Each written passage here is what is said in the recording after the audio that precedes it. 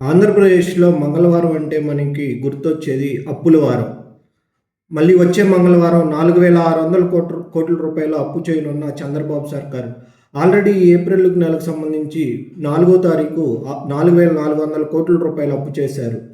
కేవలం ఈ ఏప్రిల్ నెలలోనే ఇప్పటికే 9,000 కోట్ల రూపాయలు అప్పు చేశారు.